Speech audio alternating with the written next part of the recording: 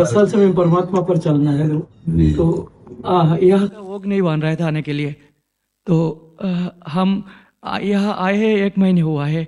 तो उससे पहले 15 दिन पहले का बात है कि हमें दर्शन तो होते थे यहाँ का सपने में, सब मुल्कपीठ महाराज आपका सब।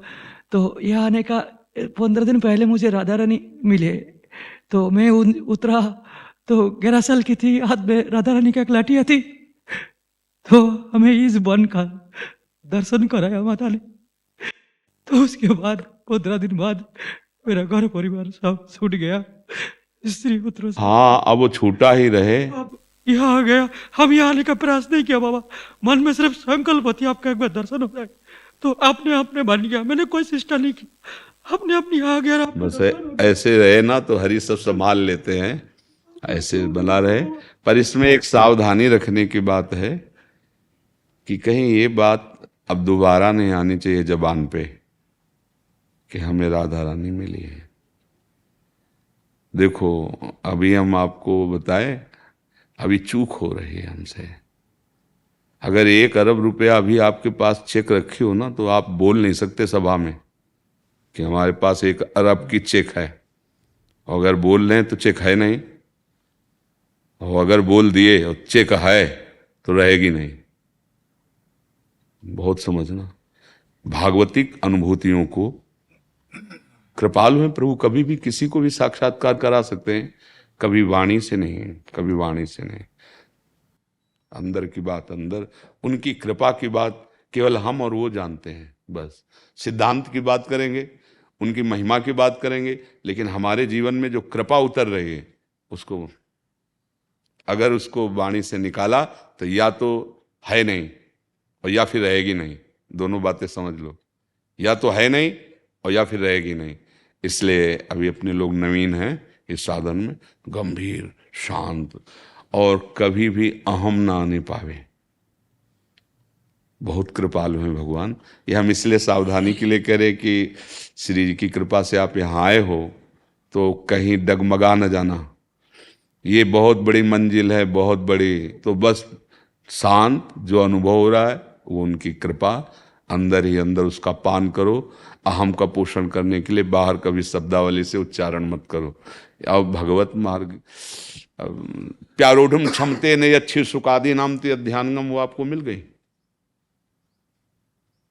प्यारोढ़ क्षमते न अच्छी सुकादि नाम ते अध्यानगम, वो आपको मिल गई। आपने उनको पहचान लिया, आपने उनको देखा। जहां देखने की क्षमता की बात आती है, प्यारोढ़ क्षमते, क्षमता शब्द समझते हो ना, प्यारोढ़ क्षमते न अच्छी सुकादि नाम ते, ये जिनका धाम है ना, जिनके हम उपासना करते हैं ना, ये हमारे घर की बात है। इसलिए जैसे होता है ना कि हम इस डिपार्टमेंट के तो मर्मज्ञ हैं, अलग अलग होता है ना कि हड्डी, बोले तो हाँ हड्डी के तो डॉक्टर है इस बात के। तो ये आगम निगम पुराण अगोचर, ये जो महारस वृंदावन का है, आप राधा रानी शब्द बोलेंगे ना, फिर हमारा कुछ स्वरूप बदल जाएगा। राधा रानी और आपके नेत्र गोचर, और आप सूखे कपोलों से बोल रहे हैं और आप बोल रहे हैं, ऐसा नहीं नहीं नहीं नहीं, अभी बात नहीं बनी। संभाव्योपि विरंचि नारद शिव, संभावना भी जहां नहीं है। न देवैर ब्रह्माद्य न खलु हरिभक्तैर न सुहृदा दिविर यद्वै राधा मधुपति रहस्यम सुविदितम तयोर दासी भूत्वा तदुपचित केली रस्मो। मतलब ये क्या है, ऐसे चर्चा तो अलग बात, ये क्या है कि ये हमारा घर का विषय है, ये हमारा, इसलिए कभी नहीं। हाँ, वो अपने जनों पर कृपा करने के लिए कभी भी कहीं भी किसी भी रूप में अपना अनुभव करा सकते हैं। तो हमारा क्या कर्तव्य है, अपने स्वामी की कृपा को हम बाजार में बोल दें, सभा में बोल दें। इसलिए बिल्कुल या तो चेक नहीं है और या फिर नहीं रहेगी, नहीं रहेगी, दोनों बात समझ लो। इसलिए प्रथम बात तो शांत हो जाओ, अब आगे गलती नहीं। अपनी अनुभूतियों को साधक कभी प्रकाशित न करे। जब एक बार भगवत साक्षात्कार होने के बाद फिर अज्ञान का कहीं लेश मात्र नहीं रह जाता। एक बार हमारे ठाकुर की झलक होगी तो जानते हो सावन का अंधा कैसा होता है, हरा ही हरा सूझता है ना। हाँ, तो जड़ चैतन्य कछु नहीं दिखत, जित दिखत तित श्याम खड़े, बेवहल बिकल संभारन तन की, घूमत नैना रूप भरे। एक झलक सब मिटा देगी। और फिर ऐसे श्री कृष्ण को जो अधीन किए हुए हैं उनका नाम है राधा किशोरी। जाके अधीन सदाए और वो तुम्हारे दृष्टिगोचर हो गई और तुम बोल पा रहे हो। अरे उनके केवल दर्शन की संभावना प्रकट हो जाए तो कौन रस बाढ़े जहां बोली बोई भारी। कभी आप सत्संग में कभी ऐसे चर्चा छू जाए तो छू जाए, नहीं तो चर्चा नहीं पाओगे आप गीता, सिद्धांत, भागवत और सब चर्चा पाओगे, श्री जी की नहीं पाओगे। श्री जी की कभी ऐसे छू जाए थोड़ी लाइन, 2 लाइन, 10 मिनट, 5 मिनट, वो बात अलग। जो हृदय का गुप्त प्रेम होता है वो वाणी पे नहीं आना चाहिए। वाणी पे आ रहा है इसका मतलब हृदय में है नहीं, या तो जाने की तैयारी हो चुकी है। प्रेम बहुत गुप्त विषय है। भगवत कृपा की अनुभूतियों को साधक अपने हृदय में छुपा के रखे। वो सभा में बोलने वाली बातें ले, वो रोने वाली बातें हैं। एकांत में अपने प्यारे की याद करके रो रहे हैं, उनकी कृपा की याद करके, कितना मुझ अधम पर उनका प्यार है, ऐसा सोच सोच के रो रहे हैं। और कोई आ जाए, आप प्रभु के प्रेम में रो रहे हो क्या? नहीं नहीं, आंखों में कुछ परेशानी थी इसलिए पानी गिर रहा था। हमें कहाँ प्रभु का प्रेम प्राप्त? ये छुपाया जाता है, छपाया थोड़ी जाया जाता है। अच्छा, दंडोत। पीयूष कुमार जी। महाराज जी, आपके चरणों में कोटि कोटि प्रणाम। महाराज जी, इस जीवन के 2 ही उद्देश्य रहे हैं, सांसारिक भोग एवं असमर्थ वृद्ध और रोगियों की सेवा। आपके और श्री जी की कृपा से जीवन में बहुत से बदलाव हुए हैं और भोग की वृत्ति भी थोड़ी थोड़ी कम हो रही है। प्रभु, जब हम किसी ईश्वर की प्रेरणा से किसी की सेवा करते हैं तो हम किसकी सेवा करते हैं? शरीर की, मन की, या अंदर बैठे भगवान की? भगवान तो सर्व समर्थशाली हैं, तो फिर उस समय तुम्हारा भाव क्या होता है? जब ये तो सेवक के अंदर भाव है कि उस समय किसकी सेवा कर रहा है। उस समय तुम्हारा भाव क्या होता है? वही समझने की कोशिश करते हैं प्रभु जी। बस ऐसा लगता है कोई है जिसको जरूरत है, उसमें अब संसार एक नाटक मंच है। बिल्कुल एक एक अक्षर समझते जाना। संसार एक नाटक मंच है। उस नाटक मंच में आपको जो भी स्वांग दिया गया है, उस स्वांग की पूर्ति के लिए आपका आराध्य देव सामने बन करके आ रहा है। अगर आप डॉक्टर हैं तो मरीज बनकर आ रहा है इस नाटक की पूर्ति के लिए। आप मास्टर हैं तो बच्चे बनकर आ रहा है। आप पति हैं, वो पत्नी बनकर आ रहा है। आप माता पिता हैं, वो पुत्र बनकर आ रहा है। आप पुत्र हैं, वो माता पिता बनकर आ रहा है। बस आपको पहचानना है, वही है, दूसरा कोई नहीं है। अब ये कि वो सर्व सामर्थ्यशाली भगवान, ये केवल तुमने बुद्धि से अभी सुना है, कान से सुन के आपने अभी अनुभव नहीं किया है। जब आप अनुभव कर लोगे तो ये प्रश्न ही नहीं रहेगा, क्योंकि अभी आप सत्य मान रहे हो, इस शरीर को सत्य मान रहे हो, उस क्रिया को सत्य मान रहे हो जिसके प्रति सेवा कर बहुत दीन दुखी है। अगर सेवा इसको ना होती तो बहुत ही कष्ट पाता। आप सत्य मान रहे हो ना, तो आप स्वांग थोड़ी कर रहे हो, आप तो स्वांग में फंस रहे हो, उसे सत्य मान रहे हो। स्वांग करने वाला बहुत अच्छा नाटक करता है, लेकिन वो जानता है न मैं मर रहा हूँ, न मैं मारा जा रहा हूँ, न मैं यहाँ किसी की पत्नी हूँ, न किसी का पुत्र हूँ, न मैं यहाँ राजा हूँ, न किसी का नौकर हूँ। यहाँ कुछ घंटे का रोल है मेरा, जिससे मुझे रुपया मिलेगा। और वो ऐसा रो के या हंस के या ऐसा राक्षसी या दैवी जो रोल मिलेगा वो ऐसा करेगा कि वाह भाई क्या कहना है, समझ रहे ना। पर वो रोल करते हुए वर्तमान में समझ रहा है कि मैं जो रोल कर रहा हूँ ये मेरा झूठा, और मैं जिसके साथ रोल कर रहा हूँ ये भी झूठा। सत्य वस्तु तो एक ही है, दो नहीं होती, एक ही वस्तु है। तो अभी सत्य का तो बोध हुआ नहीं है, तो भावना करो वही सत्य है इन सब के रूपों में। और जिससे भोग करना चाहते हो, जिस इंद्री से, नेत्र, श्रवण इंद्री, घ्राण इंद्री, सब इंद्रियां, वो वही है तुम्हारे लिए। वो सब कुछ बना हुआ है। अब आप किस रूप में उसे चाहते हैं, असत रूप में या सत रूप में? असत रूप में सब चाह कर रहे हैं, असत शरीरों की, असत भोगों की, तो उसका परिणाम वही बना हुआ है। दुख, क्लेश, अशांति, जन्म, मृत्यु, नरक, ये वही बना हुआ है, दूसरा कोई नहीं है। तो इसलिए उसके स्वरूप को समझने के लिए पहले हम अपने शरीर के कर्मों से फंसे थे, तो अब हम कर्मों से मुक्त होने वाले कर्म करेंगे कि दूसरे शरीरों में जो हमारा प्रियतम प्रभु बैठा हुआ है, आराध्य देव, ये भावना करेंगे कि इस शरीर की सेवा से उसको सुख पहुंच रहा है। वस्तुतः हम अपने कर्म बंधन काट रहे हैं, हम अपना अज्ञान दूर कर रहे हैं। जैसे जैसे निष्काम सेवा बनती चली जाएगी, वैसे वैसे आपका हृदय पवित्र होता जाएगा। और पवित्र हृदय में देखोगे ना कोई स्वामी है ना कोई सेवक है, एक ही है। केवल ये हजारों घड़े हैं, प्रतिबिंब उसी का पड़ रहा है। दूसरा न मैं है न तू है, या तू ही तू है या मैं ही मैं है। समझ पा रहे?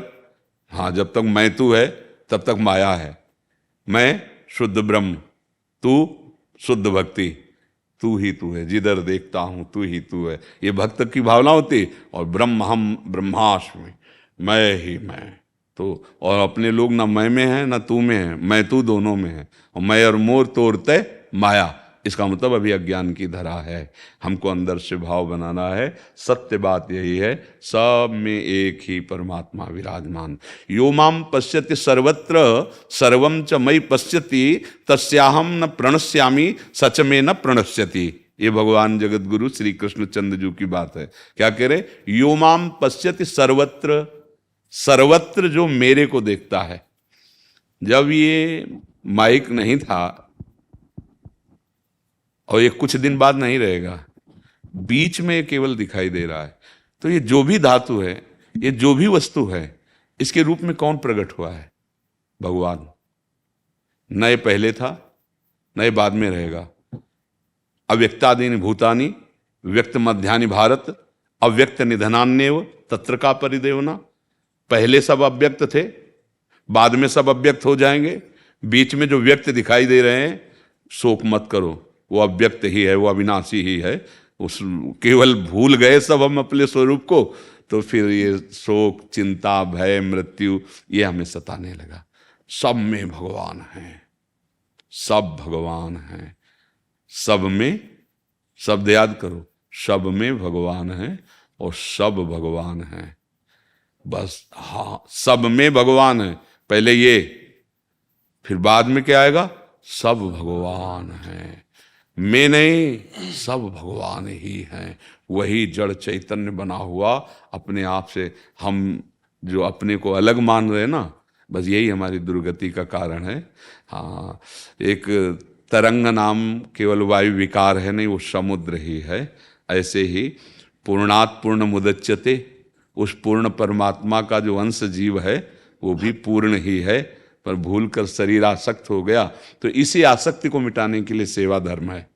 नाम जप करो और जो कर्तव्य तुम्हें मिला है, जो पद मिला है, जो तुम्हें संबंध मिला है, जिससे ठीक उसी तरह वैसे निर्वाह करो। ये भगवान की सेवा होगी। सब में भगवान है। अगर भगवान ना हो तो आप किसी से भी प्यार नहीं कर सकते और ना ही करेंगे। जब तक इसमें भगवान है तब है, और जहाँ ये भगवान इससे निकले तो इस शरीर का देखो क्या हालत हो जाएगी। कोई इसको प्यार नहीं करे, सब जला देंगे। क्यों? क्योंकि इसके भगवान अंतर ध्यान हो गए। तो सब प्यार का केंद्र तो वही है ना, सबके हृदय में वही बैठे। तो सेवा का भी केंद्र तो वही हुई है ना। हम जिनकी भी सेवा कर रहे उन्हें प्रभु की दी हुई सेवा सामग्री से, प्रभु के दिए हुए बल बुद्धि से प्रभु की सेवा हो रही। सेवा सामग्री भी उन्होंने दी है, बल बुद्धि भी उन्होंने दिया है, और जिनकी हम सेवा कर रहे हैं वो भी वही हैं। जीवन मुक्त हो गया। मैं अपनी सामग्री से, अब वो दान हो गया, अब वो आपको फल मिलेगा अच्छा, लेकिन भगवत प्राप्ति नहीं होगी, आप मुक्त नहीं हो जाएंगे। जैसे लोहे की जंजीर बांध के रखती है, ऐसे सोने की जंजीर बांध के रखती है। अंतर ये है, वो थोड़ा सोना है, वो लोहा है, लेकिन दोनों का काम एक ही है, बंधन, बांधना। ऐसे ही शुभ कर्म सोने की जंजीर और अशुभ कर्म लोहे की जंजीर, बंधा तो तब भी है। मुक्त होने का उपाय है प्रभु के द्वारा दी हुई वस्तु से, प्रभु के बुद्धि बल, दिए हुए बुद्धि बल से प्रभु की सेवा हो रही। चाहे माता पिता, पत्नी, पुत्र, परिवार, मरीज, असहाय, असमर्थ, कोई भी नारायण रूप लेके आ जाए, पहचानो वही आए हैं इस रूप में। अगर आपके अंदर कामना हुई तो उन्होंने पत्नी रूप धारण कर लिया। वो उनके सिवा दूसरा कोई नहीं है, वही है। वो पति रूप धारण कर लिया, वही है। हम लोग अज्ञान में भटक रहे हैं, और ये रहस्य अगर जान गए तो बस अभी दिखाई देने लगेगा कि अरे ये तो केवल प्रभु ही प्रभु है। तभी तो सर्वम खलमिदम ब्रह्म नेना नास्ति किंचन अनुभव हो गया। पर ये बहुत ऊंची बातें हैं जो बातें हो रही है। ऐसा ले कि 2-4 माला जपोगे और ऐसा अनुभव भी आ जाएगा। अच्छा, कोई शांति से सेवा करवा ले तो ठीक है, आप सेवा करने गए, इसके बाद सेवा के बाद वो निंदा कर रहा है, आपको गाली दे रहा है, आपको अपमानित कर रहा है, फिर आप देख पाओगे भगवान है उसमें? नहीं देख पाओगे, फिर आपको गुस्सा लगेगा। तो भगवान से विनय करे कि वो हमारी ऐसी बुद्धि को कर दें कि हम सब में उनको देख पावें, नहीं तो सामर्थ्य नहीं है।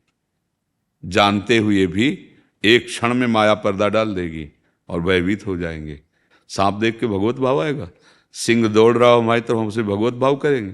कैंसर हो जाए उसमें कृष्ण भावना होगी कि आ गए कृष्ण, अब हमको लेने के लिए कृष्ण आ गए। ये तो किसी महान भागवत के हृदय में आएगा। जी आनंद जी महाराष्ट्र से। राधे राधे। प्रभु आपके चरणों में कोटि कोटि प्रणाम। प्रभु मैं आपका प्रवचन लगभग 8 महीने से सुन रहा हूँ। इस वजह से मेरे वर्तमान जीवन में सात्विक भाव बढ़ गया है और भगवान की चर्चा में आनंद आ रहा है, परंतु मेरी संसार और व्यापार में रुचि खत्म सी हो गई है। इस वजह से व्यापार में मन नहीं लग रहा, दिन ब दिन नुकसान उठा रहा हूँ। समझ नहीं आ रहा कि क्या करूं। अभी मतलब सही समझ नहीं हो पा रही। हाँ, इसलिए सही समझ नहीं हो पा रही। इसलिए व्यापार किसके लिए करते हो आप? व्यापार या फैक्ट्री किसके लिए करते हो? धन के लिए।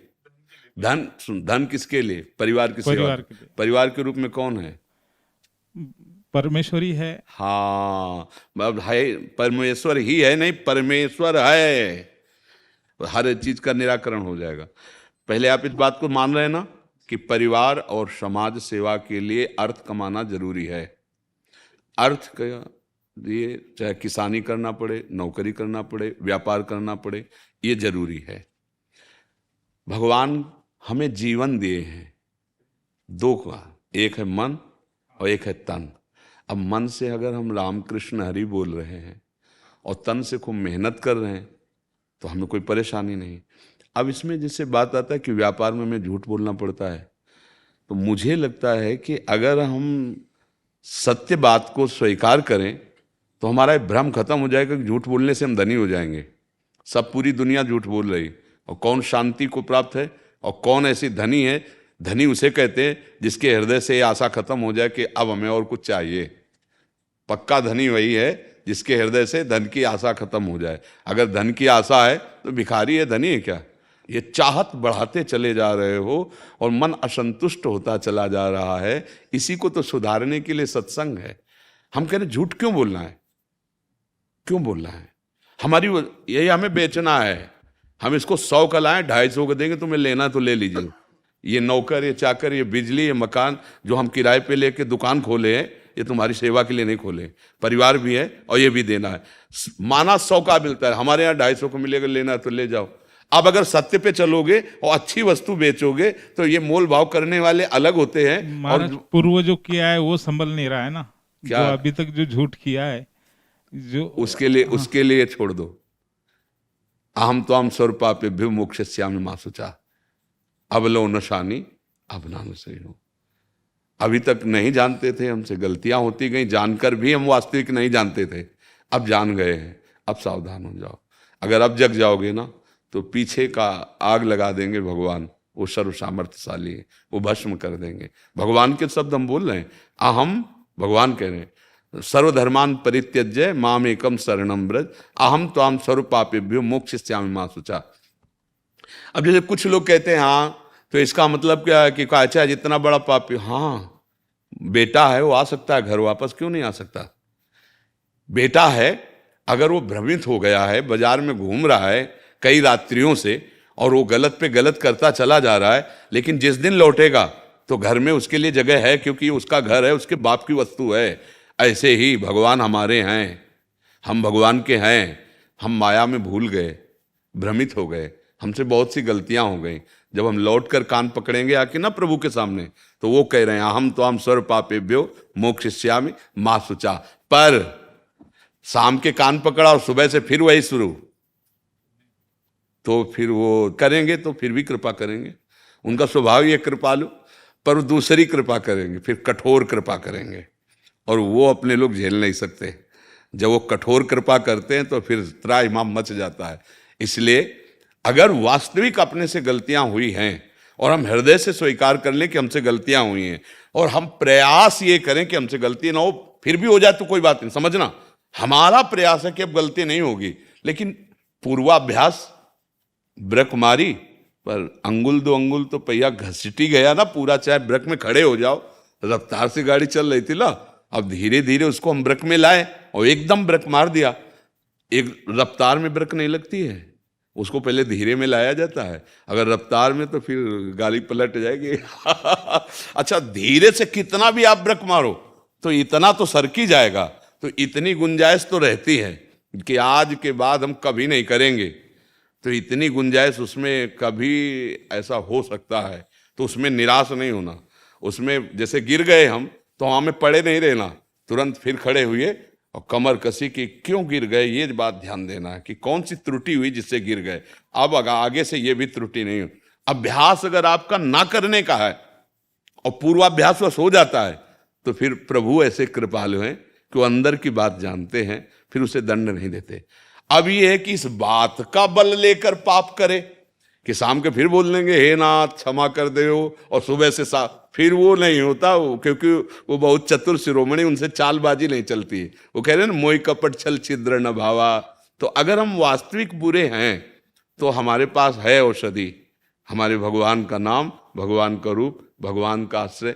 घोर वैश्यागामी, बड़े भारी चोर, हिंसक, ऐसे महात्मा बन गए, भगवान को प्राप्त हो गए, बड़े बड़े ब्रह्म ऋषियों की पदवी पे आ गए। तो आए ना, तो गलती तो हुई थी, पर भगवान की शरण में आ गए, इसलिए क्षमा हो गया, और खूब भजन किया तो महात्मा बन गए, ब्रह्म स्वरूप बन गए। तो पीछे जो गलतियां हुई हैं उनको हृदय से पश्चाताप करो, मन को धिक्कारो कि देखो कैसी कैसी गलती, और नाम जप करते हुए आगे वो गलतियां ना हो, ये तुम्हारा प्रयास रहे, तो फिर चिंता मत करो।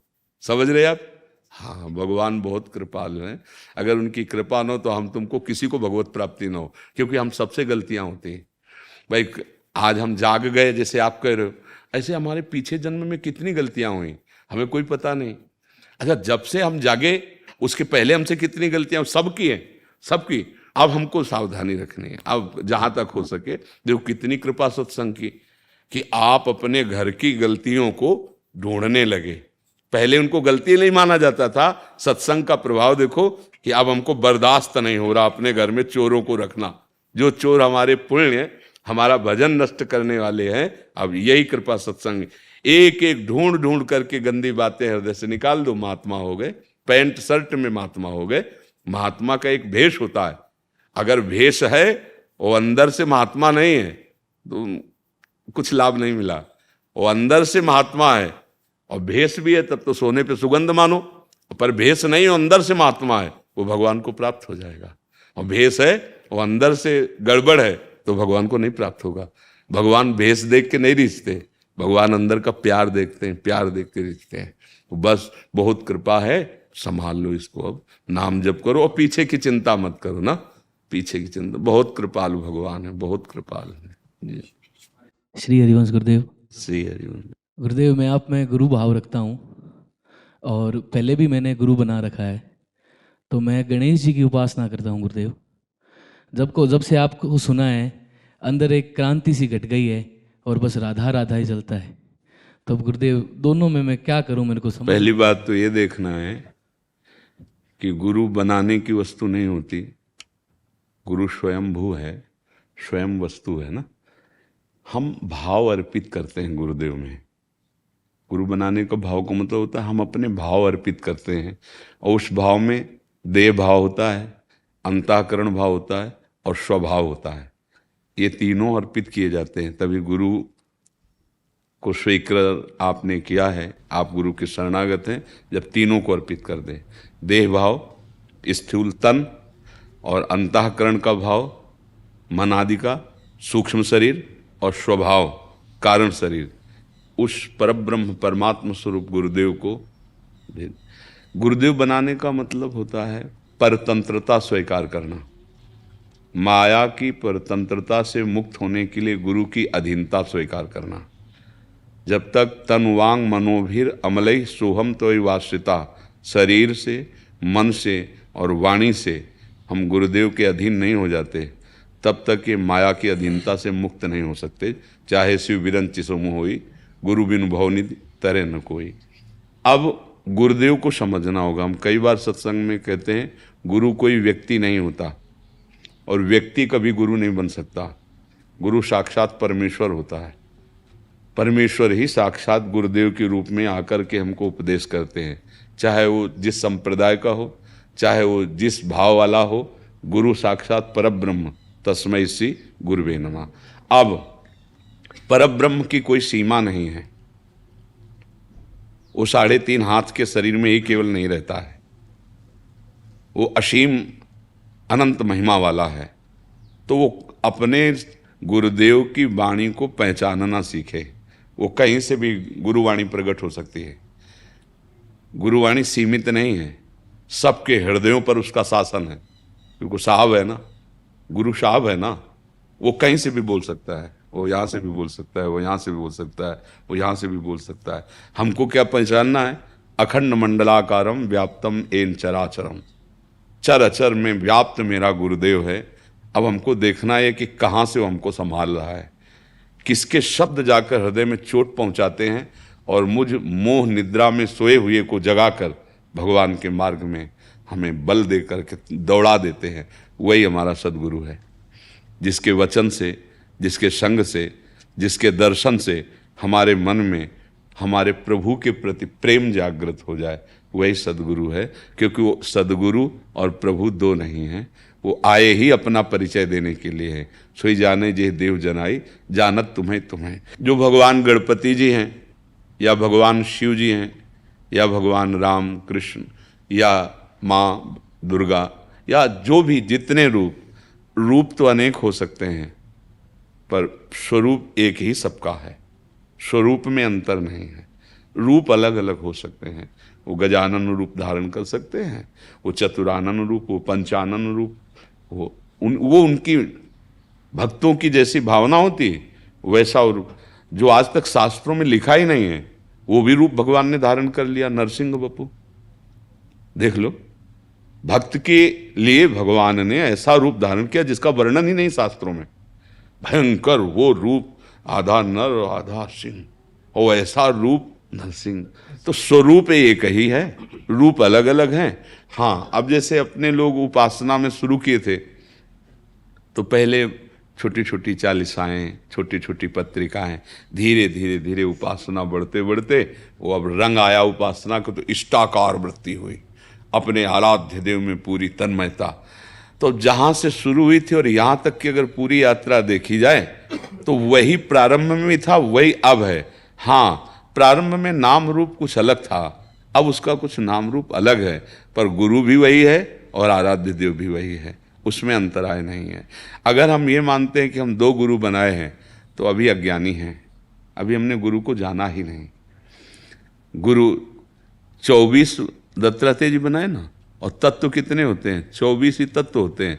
अर्थात चराचर जगत गुरु है, जहाँ से बात मिले अपनी बात बना लो। ले जहाँ से हमें गुरु वाणी मिले वही हमारा गुरु, उसके हम तो गुरु वाणी को माने, तो जहाँ से गुरु की वाणी प्रकट हो जाए हम उसे पकड़ लें। अब जैसे मन राधा राधा राधा, तो गजानन भगवान कृपा करके इस रूप में लाना चाहते हैं, इस नाम में लाना चाहते हैं। बहुत सुलझा हुआ व्यक्तित्व होता है साधु का। जो साधक है, साधु है, उसका व्यक्तित्व बहुत सुलझा हुआ होता है, चित्त का समाधान उसका रहता है ना। इसलिए कभी कोई संशय, कभी कोई फसाव या कभी कोई द्वंद्व उसके हृदय में उपस्थित नहीं होता। जब तक फसाव है, जब तक संशय है, द्वंद्व है, तब तक संभावना गिरने की है। इसलिए गिरने वाले नहीं, दौड़ने वाले बनना चाहे इस मार्ग में, कोई संशय नहीं। एक ही परम तत्व है, जब जहाँ जैसा चाहता है वो मुझे चला रहा है। मान लो ये शब्द कान तक पहुँचाने वाला कौन था? वही था ना। ये राधा नाम की प्रियता देने वाला कौन था? वही था। बस हमको पहचानना है, पहचान लिए तो कोई समस्या ही नहीं हृदय में रही। समझ रहे जी? जी नहीं, और किसी को कुछ ऐसा नाम से इतना प्रेम हो जैसे ध्रुव प्रहलाद का था। जी जी, ऐसी कोई स्थिति हमें भी बताएं भी नाम से इतना प्रेम हो। हाँ, इसमें क्या है कि जब हमारा महत्व भाव जहाँ होता है वहाँ हमारी प्रीति हो जाती है। जैसे किसी का गांजा में मात हुआ तो बिना गांजा पिए नहीं रह सकता, अफीम में हुआ तो बिना अफीम के नहीं रह सकता, शराब में हुआ तो बिना शराब के नहीं रह सकता, व्यभिचार में हुआ तो व्यभिचार के। अगर असत मार्ग में मात हुआ है तो अपने लोगों को देख लो, अनंत जन्म बीत गए, आज तक हम नहीं छोड़ पा रहे। शरीर का कौन ध्यान करता है, भोगों का कौन ध्यान करता है? लेकिन विस्मरण कब होता है हमें वे भी बता दो। न शरीर का विस्मरण होता है, न भोगों का विस्मरण होता है। क्यों? क्योंकि हमारी सुख बुद्धि मातृ बुद्धि है बहुत जन्मों से। अगर गुरु कृपा से नाम में मातृ बुद्धि हो जाए, हे गुरु ने परम धन दिया नाम, और नाम हम जबरदस्ती प्रतिपल जपने लगे तो इसमें आसक्ति हो जाएगी। हमारे यहाँ एक भोरी सखी नाम के महान संत हुए हैं, तो उन्होंने कहा है, नाम श्वास दो बिलक चलत हैं, इनको भेद न मोको भावे। श्वास ही नाम, नाम ही श्वासा, और नाम श्वास को भेद मिटावे, और रोम रोम जब रग रग बोले तब कछ स्वाद नाम को पावे। कह रहे हैं कि मुझे अच्छा नहीं लगता कि कोई भी श्वास बिना नाम के चली जाए खाली। साधक ठीक नहीं है, क्या महापुरुष हैं। अगर हम भगवत मार्ग के पथिक हैं और हमारी श्वास बिना नाम के चली जाए, मतलब धिक्कार है, हमारे जीवन को धिक्कार। उसी को नारद जी संस्कृत में लिख रहे हैं, तदर्पिता अखिलाचारिता तद स्मरणेन परम व्याकुलतेति। हर आचरण अपने प्रभु के लिए करे और एक सेकंड के लिए भी भूलने पर ऐसी व्याकुलता हो जैसे तुम्हें जल में डुबो दिया जाए और फिर श्वास लेने के लिए व्याकुलता होती है, ऐसी। तो जब हम श्वास श्वास नाम जपने का अभ्यास करें, पहले मन लगता नहीं, स्वाभाविक लगाना होता है, और एक बार लग गया तो सच्ची मानो जैसे दिल की धड़कन अपने आप हो रही ना, ऐसे अपने आप सुमिरन होता है। गोस्वामी जी ने बहुत प्रवीणता पूर्वक मांगा है भगवान श्री राम से। तुलसीदास जी ने कहा, कामी नारी प्यारी जिमी और लोभी जिम प्रिय दाम, तिम रघुनाथ निरंतर प्रिय लागो मोहि राम। बोले मुझे कैसे प्यारे लगो? जैसे घोर कामी पुरुष बिना प्रयास के स्त्री का चिंतन करता रहता है, हे राम जी ऐसे आपका चिंतन होता रहे। जैसे लोभी कंजूस आदमी रुपया का बिना प्रयास के चिंतन करता रहता है, ऐसे हे राम जी बिना प्रयास के आपका नाम ऐसे लोभी की तरह, जैसे दाम प्रिय और कामी को जैसे स्त्री प्रिय, ऐसे हे नाथ आप मुझे प्रिय लगो। तो यदि हमारी महत्व बुद्धि हो जाए नाम में, और कुछ दिन हट करके हम अभ्यास करें नाम का, कि कोई भी श्वास खाली न जाने पावे नाम की, फिर नाम अव्याव्रत हो जाएगा। अव्याव्रत माने अखंड भजन, अपने आप हो ऐसे और जहां नाम चला तो सारे विकार मिटा करके प्रभु का रूप प्रकाशित करता है। आराध्य देव का रूप, जीव ही आराध्य देव का रूप आया, अब मन का काम खत्म हो गया। जैसे चीटा पिघले हुए गुड़ में फंस जाए तो एक ही उपाय केवल है, मर ही सकता है, दूसरा कोई उपाय नहीं है। क्योंकि उसकी टांगें ऐसी होती ना, फंस गया ना, अब वो मर ही जाएगा। आप निकालोगे तो टांगें टूट जाएंगी। ऐसे ही मन अब मर जाएगा। मरने का मतलब होता है विषय रस रहित। मन मारिया तन बस में कीना, हुआ भरम सब दूर, बाहर से कछ दिखत नाई, अंदर चमके नूर। आपो त्याग जगत में बैठे, नहीं किसी से काम, उनमें तो कछु अंतर नाई, संत का हो चाहे राम। बराबर हो गया ना। तो ये जब हम जाप नाम का प्रत्येक श्वास में करें और ऐसी निष्ठा रखें कि अगर थोड़ा भी विस्मरण हो तो हमें असहनीय हो जाए, पर हम लोग घंटों भूल जाएंगे और असहनीय नहीं होगा। ईमानदारी से देखो, अगर हमें कहीं और महत्व है, धन में, सम्मान में, समाज में, तो हम दूसरे से लौकिक व्यवहार करते समय, लौकिक वार्ता करते समय हम अपने प्रभु को भूल जाएंगे। और जबकि त्रिभुवन की राज्य लक्ष्मी देने पर भी जो आधे पल के लिए भगवान का विस्मरण ना करे, वो सच्चा महाभागवत, वो भगवान का दास, जो त्रिभुवन की राज्य लक्ष्मी देने पर भी आधे पल के लिए भी भगवान का विस्मरण न करे। तो ये होता है अभ्यास से और गुरु कृपा से।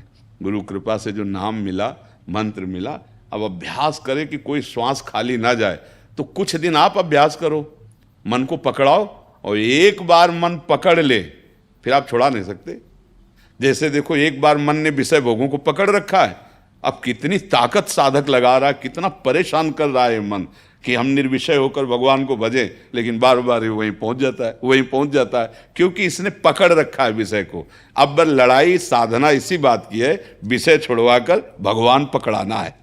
और जिस दिन इसने पकड़ लिया भगवान के नाम को, वही तो सिद्ध हो गए। स्वाभाविक भगवान का स्मरण, स्वाभाविक भगवान नाम चिंतन, लीला चिंतन, रूप चिंतन, गुण चिंतन, अब वो प्रेम की दशा को प्राप्त हो जाता है। तो अभ्यास के द्वारा कोई श्वास भी नाम की खाली ना जाए तो जरूर हमको प्राप्त हो। ओंकारानंद जी महाराज जी, स्वामी जी, प्रातस्मरणी महाराज जी, आपके चरणों में कोटि कोटि प्रणाम। महाराज जी, वर्तमान समय में संस्कार और शिक्षण के बारे में बेटियों को सनातन धर्म की शिक्षा के लिए हमें क्या करना चाहिए? हमारे बाप के बस की बात नहीं रह गई है, अब भगवान ही संभाल सकते हैं।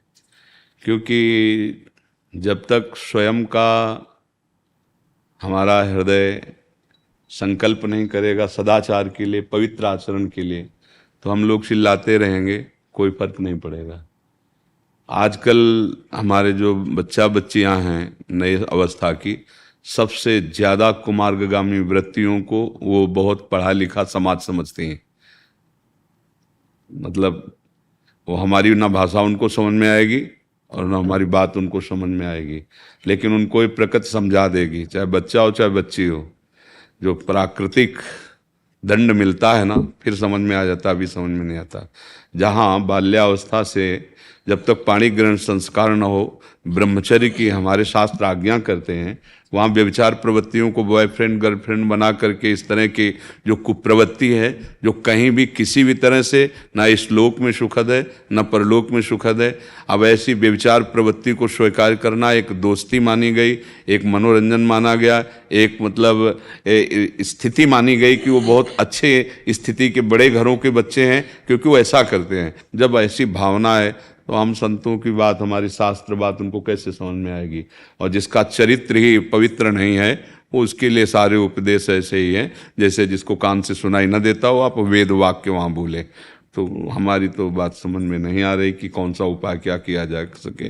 पुरुष हो चाहे स्त्री हो, तो ये शरीर है स्त्री पुरुष के, बकाया आचरण चरित्र ये जीवन की नींव है। अगर मकान की नींव ही नहीं है तो हम बिल्डिंग की बात क्या करें, उस मकान की बात क्या करें जिसकी नींव ही बिगड़ गई है। अब आप विचार कीजिए, सबसे गंदी प्रवृत्ति व्यभिचार प्रवृत्ति कही गई है। हम तो मतलब असमर्थ है ना, इस विषय में कुछ कह नहीं सकते, इस विषय में कुछ कर नहीं सकते। हम क्या कर सकते हैं? हम तो सद्भावना कर सकते हैं, सदसंकल्प कर सकते हैं, पर संतों का सत्संकल्प वहीं लगता है जहाँ दैन्यता होकर के उनके प्रति आस्तिकता का भाव हो, आस्तिक भाव हो, स्वीकृति हो।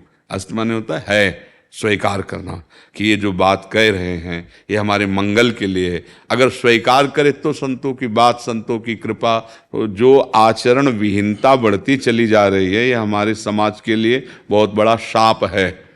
माता पिता की अवहेलना कर देना, जिन्होंने तुम्हें अपने जीवन को अर्पित करके पाला पोषा है, तुम उनकी कम से कम एक सलाह तो ले लो कि तुम किधर कदम रख रहे हो। बच्चे हो, वो तुम्हारा अहित थोड़ी करेंगे, तुम्हारे माता पिता हैं, तो कम से कम इतना अधिकार तो दे दो अपने जीवन का कि आप कदम किधर रख रहे हैं। उनको सलाहकार, कम से कम इतना तो सलाह उनसे ले ही सकते हो। यद्यपि पूरे जीवन का अधिकार माता पिता पर होता है, क्योंकि वो हमारे को प्रकट किए हैं, हमारा पालन पोषण किए हैं। कौन जाने कि कितना वो कष्ट हमारे लिए सहे। अभी जरा सी कहीं सोच पड़ी हो ना, तो आप घृणा करके निकलेंगे, और पूरे सोच में लिथरे हुए हमको उन्होंने कपड़े धोए, नहलाया धुलाया, कितनी सेवा, वो हमारा मंगल करेंगे क्या? यदि हम अपनी बात उनको बता दें तो माता पिता को तो अगर वो डांटे तो उनको डांट कर उत्तर देते हैं आज के बच्चे। तो अब भाई जो उन्नति के लक्षण वो तो हमें नहीं दिखाई दे रहे।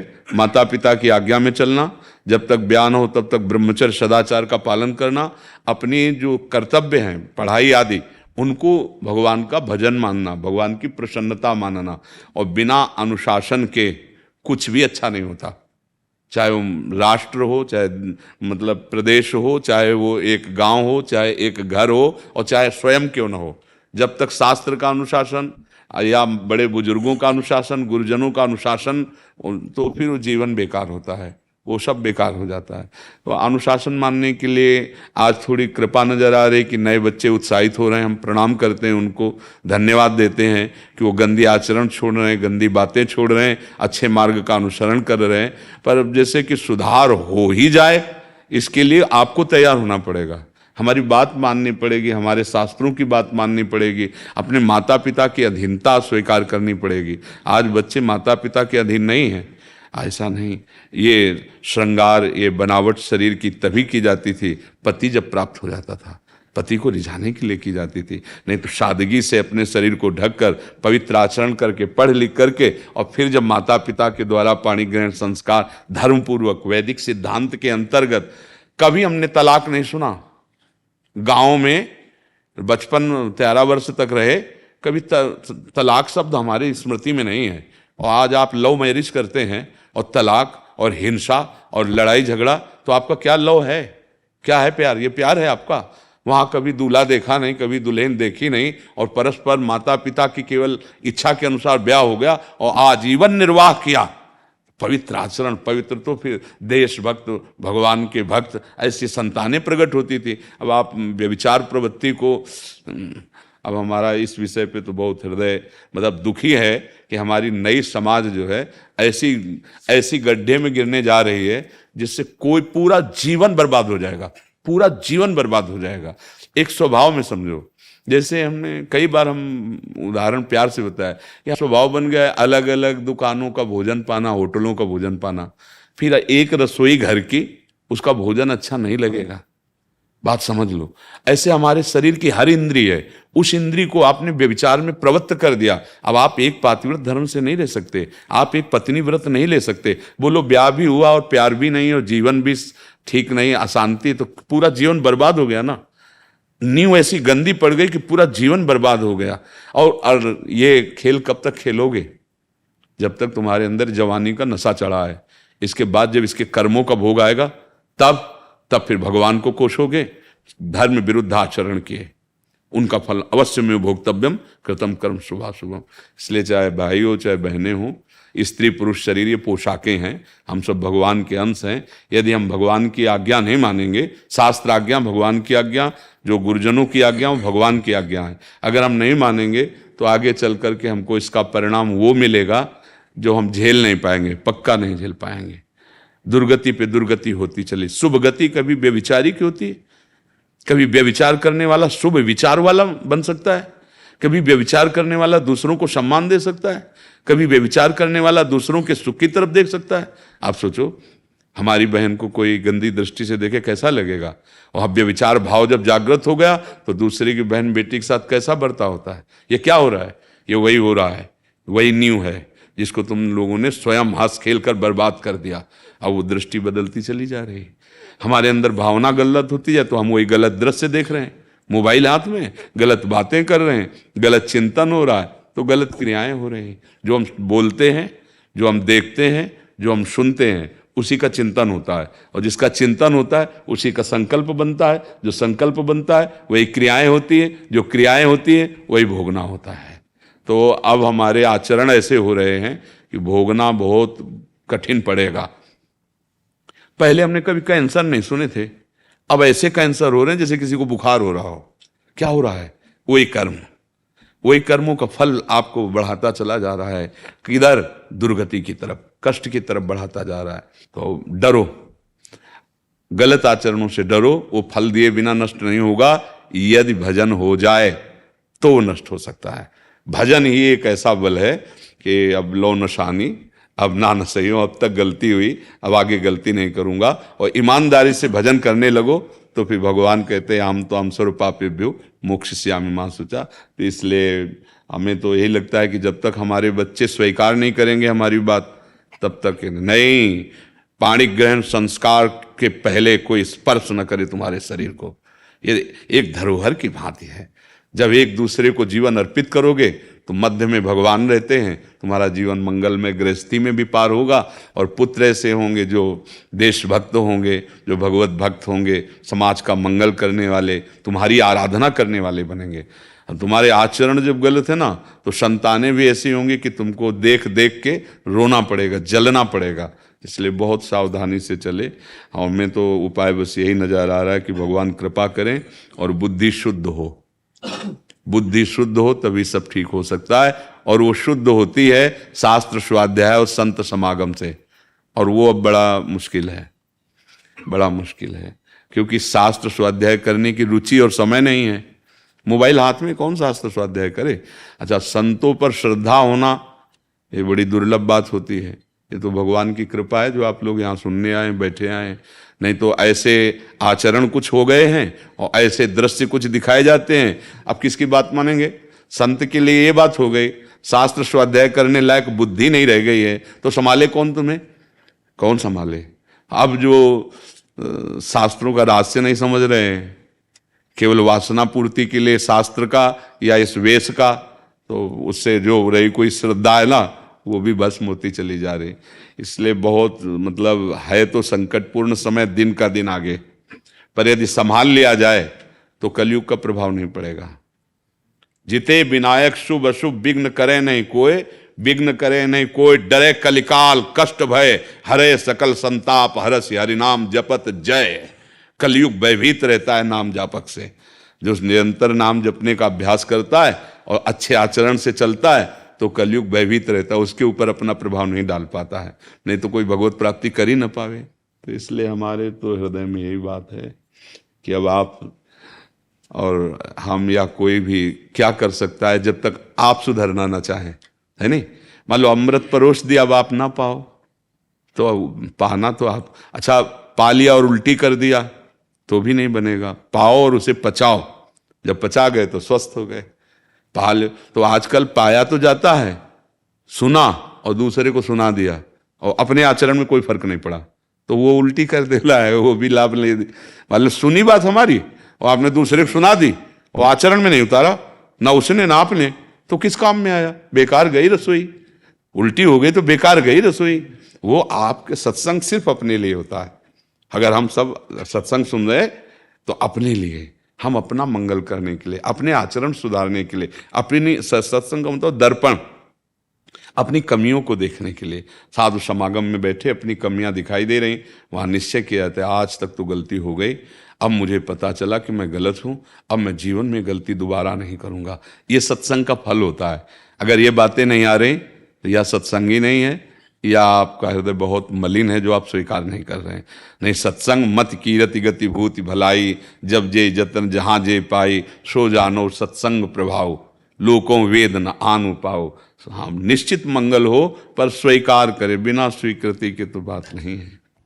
महर्षि पूछने का एक ही कारण था कि बेटियां यहाँ छात्रालय में आश्रम में रह के पढ़ती है 17 साल से। नर्मदा के किनारे महाराज जी आश्रम है, वहाँ 100-150 बच्चियां। हाँ, अगर ऐसा है क्या कि सार्वजनिक प्रश्न था ना, अब ये पर्सनल प्रश्न हो गया कि जैसे गुरुकुल में पहले छात्र रहते थे ऐसे गुरुकुल की तरह आपके यहाँ छात्राएं रहती हैं। हाँ, अब अगर आप इस विषय में प्रश्न करें तो बताएं। बेटियां जितना भी समय रहे पास में, जितना समय पढ़े उतना समय और उसके लिए सोचे, उनको और सिखाए। पर 150 बच्चे नर्मदा किनारे आश्रम, तो वो ही गांव के बच्चे हैं जो गाली बोलने वाले बच्चे थे, मच्छी मार के लोग, वो आज जय श्री राम हरिओम बोलने लगे। बहुत सुंदर। तो ऐसा हम इसलिए पूछा कि आप हमको कुछ सिखाए, हम और अच्छा बच्चों के जितना भी, हम 5 आए तो 5, 10 आए तो 10, ऐसा नहीं कि ज्यादा है, जितने आते हैं। अब देखो क्या है कि जैसे बच्चे आपके पास रह रहे हैं तो उनका कुसंग ना होने पाए, सबसे पहली सावधानी है। देखो, माली जब पौधा रोपता है तो उसके पहले बाड़ तैयार करता है। खेत में अगर हमको अच्छी फसल उगानी है तो सबसे पहले खेती तैयार करने के बाद जहां हम बीजारोपण करते हैं तो उसकी बाड़ तैयार करते हैं कि कोई भी बकरी आदि ऐसे पशु आकर हमारी खेती को नुकसान। तो ये माया रूपी जो बकरी है, इसके बहुत बच्चे हैं, काम क्रोध लोभ मोह मद मत्सर आदि।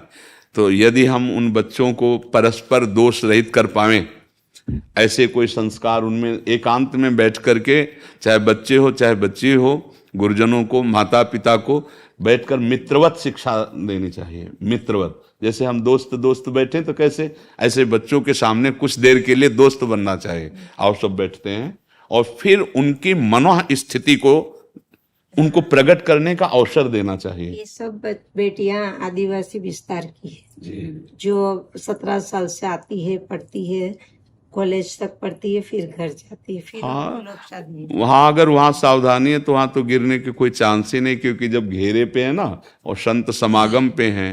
पर बस यही ध्यान रखे कि मन बड़े बड़े ऋषि मुनियों को भी आकर्षित करता है विषय की तरफ, तो अपने बच्चों के पास बैठ करके उनको ये सुलझा हुआ उनका व्यक्तित्व जागृत करे कि ऐसे जो मन की तरंगें होती हैं उनको कैसे मारा जाता है।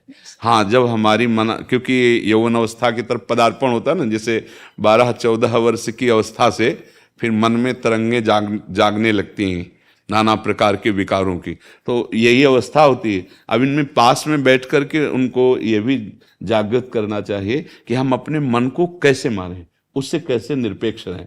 चाहे गृहस्थी में हो चाहे विरक्ति में, मन ही तो हमें दुख दे रहा है, मन ही तो हमें नाना प्रकार के शोक संताप पहुंचा रहा है। तो अगर हम नाम जप करते हुए मन की प्रेरणा को देखें, ये सत प्रेरणा या असत प्रेरणा, अगर सत प्रेरणा है तो उसको सपोर्ट कर देते हैं, और असत प्रेरणा है तो उदासीन हो जाते हैं।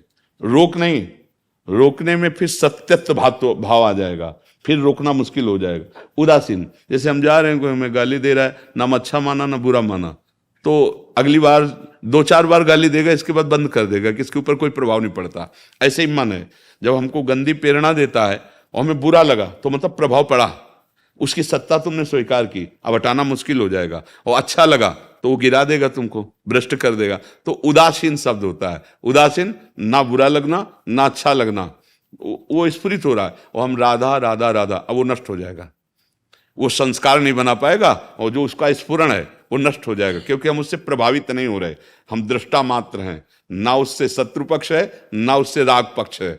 राग या द्वेष पक्ष ना होने के कारण मन धीरे धीरे धीरे धीरे निर्वासनिक होने लगता है। तो अगर हम ये चतुरताएं सिखाएं अपने बच्चों को, तो जो हमारे संस्कार बिगड़ने वाले प्रेरणा, हमारा सबसे बड़ा दुश्मन अंदर बैठा हुआ है मन, वो फिर उससे हम बच जाएंगे। और सांसारिक चेष्टाओं में भी प्रवीण होना चाहिए, कैसे हमें व्यवहार करना, कैसे हमें वार्ता करनी, हमें कैसे रसोई सेवा में प्रवीण होना, ये भी होना चाहिए। तो हमें लगता है कि इस सेवा में भी प्रवीण होना चाहिए। तीन रखा है, एक स्कूल एजुकेशन, एक हमारा धर्म का संस्कार और घर काम। हाँ, ये भी कोई वहां पर बनाने में लड़कियां अपने आप रसोई बनाती है। हाँ, ये भी उत्तम बात है, क्योंकि अगर विरक्त ना होकर भगवत मार्ग ना प्रगट में ग्रहण करके अंतर में भगवत मार्ग लेकर गृहस्थ में जाएंगे तो सारी प्रवीणता होनी चाहिए। गुरुकुल में इसीलिए चाहे राजा का पुत्र हो या किसी किसान का पुत्र हो, वहाँ इसीलिए भेजा जाता था, वो इन सब बातों में प्रवीण होता था। राजनीति, धर्म की कैसे हमें धर्म नीति का ज्ञान, राजनीति का ज्ञान और व्यवहार का ज्ञान। व्यवहार ज्ञानी जो होता है ना, वो परफेक्ट व्यवहार वाला होता है, उसके व्यवहार में त्रुटि नहीं होती। तो जो पहले गुरुकुल परंपरा थी बहुत अच्छी थी, और अब ज़्यादा ये आधुनिकता विदेशी सब चल गया ना, तो उसने सब हमारे जो पवित्र भारत के संयम थे उनको सब मतलब उसी में चल रही है, जो बच्चों को नहीं मोबाइल का दूषण कुछ भी नहीं, क्योंकि उसमें और बिगड़ते हैं, तो वो भी रखा नहीं, बच्चों को देते ही नहीं। हाँ, अच्छा है। हम मोबाइल को ज़्यादा दोषी तब ठहराते हैं जब हम अपने पर शासन नहीं कर पाते।